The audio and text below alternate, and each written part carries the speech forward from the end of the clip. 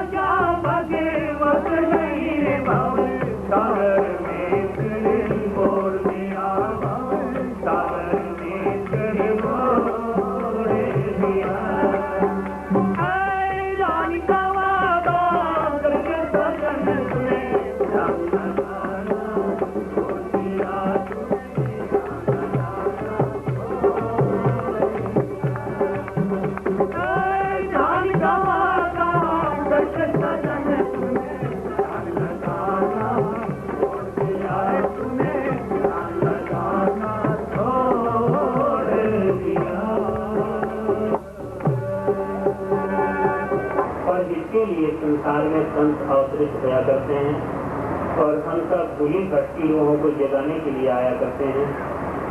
तो यहाँ तक कहते हैं महाराज कबीर साहब जी तो अपने आप को कुत्ता कह करके बोलते हैं, और फिर भी अगर कुत्ता घर में होता है किसी के द्वार पर, वो अपने टुकड़े का पहरा देता है।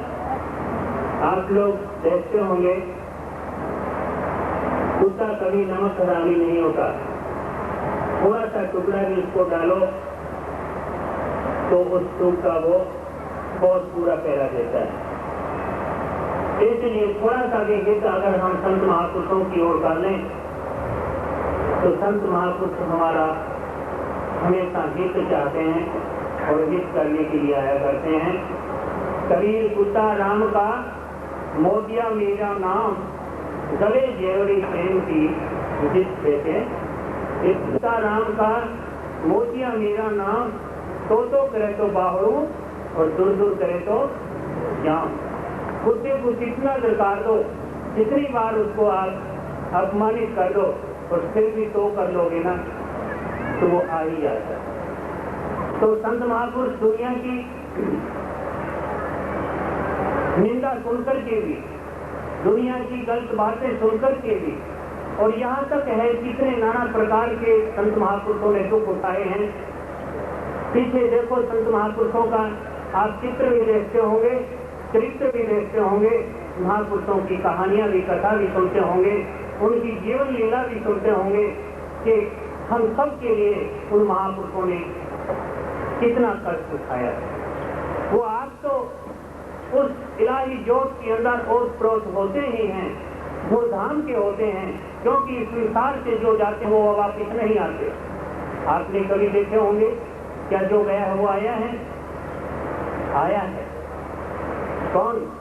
एक तो जो अपनी आशाओं के अंदर बंधे हुए हैं, नाना प्रकार की जोनियों में बंद करके आते हैं, लेकिन संत सद्गुरु वो जीवन मुक्त होते हैं, अपने आप को जाने हुए होते हैं, उस परम पिता परमात्मा को जाने हुए होते हैं, शरीर में होते हैं, नाम जपते हैं, नाम जपाते हैं और शरीर को छोड़ते हैं तो अपने धाम के अंदर पहुंच जाते हैं। लेकिन फिर भी जीवों पर दया करके और फिर शरीर में उन्होंने आना पड़ता है। एक नित्य अवतार होते हैं और एक निमित्त अवतार होते हैं। नित्य अवतार संत होते हैं, निमित्त अवतार जैसे राम हुए, कृष्ण हुए और भगत प्रहलाद के समय में हिरण्याकुश जैसे हुए, वो निमित्त अवतार उनके लिए है। लेकिन संत नित्य अवतार होते हैं। ये जीव दलदल के अंदर फंसा हुआ है, गैरियत के अंदर फंसा हुआ है, दुखी है, तो दुखी देख करके संत महापुरुष आते हैं। यहाँ से सब जग जात है, बाहर लगाए और वहां से कोई ना बाहुरा, जहाँ से कुछ उठाए। कबीर साहब फरमाते हैं वहां से सतगुरु आइया, जिनकी बुध है धीर, भाव सागर के जीव को आन लगावे तीर। तो संत सतगुरु ढिंढोरी पीट रहे हैं, चौकीदार आपके चौकीदारा देते हैं। चौकीदार खबरदार कहने के होते हैं, खबरदार करने के लिए आते हैं। जागना ना जागना तुम्हारा काम है, घर का माल तुमने संभालना होगा, अपने घर की रखवाली तुमने करनी होगी। चौकीदार खबरदार करके अगली गली में चला जाएगा। इसलिए प्रेमी सज्जनों, संत महापुरुष चौकीदारा लेते हैं और ढिंढोरी पीटते हैं। ए दुनिया के लोगों, दुनिया के अंदर फंसे हुए तुम जाग जाओ, तुम यहाँ के नहीं हो, तुम्हारा घर कोई और है। ये घर तुम्हारा छूट जाएगा, जिस घर को अपना बना रहे हो ये तुम्हारा अपना नहीं है। कबीर जी कहते हैं मरेंगे मर जाएंगे, कोई न लेगा नाम, और उजड़ जाए बसाएंगे, छोड़ बसंतो गाम। जिसको उजाड़ कहते हैं, शमशान कब्रिस्तान कहते हैं, जहाँ पर खड़ा होकर के भी ये जीव खुश नहीं होता, लेकिन वहाँ पर जाना पड़ेगा, अवश्य सबको जाना पड़ेगा। जिसको अच्छे ढंग से संभाल के मकान बनाता है, नाना प्रकार के रंग रोगन से चिप्स वगैरह, मार्बल वगैरह या मार्बल के पत्थर वगैरह खूब बहुत बढ़िया बनाता है, लेकिन उस मिट्टी के अंदर रहना पड़ेगा, मिट्टी के अंदर समाना पड़ेगा। याद रखो, उस घर को याद करो। यही चीज भूला हुआ है, दो बातों को भूला हुआ है। और इसीलिए ये फंसा हुआ है। कबीर जी कहते हैं कि भाई मौत और मालिक को भूल रहा है। दो बात को याद रख, जो चाहे कल्याण, नारायणिक मौत को दूजे श्री भगवान। तो दो बात हमेशा याद रखनी चाहिए। ये शरीर भी हमारा नहीं है, शरीर के संबंधी हमारे नहीं है, माया हमारी नहीं है, तो छाया हमारी नहीं है। हम कहीं और के हैं, हमारा घर कोई और है। अपने उस घर की सौधी करो, संत उसके घर में आते हैं। तो इन शब्दों के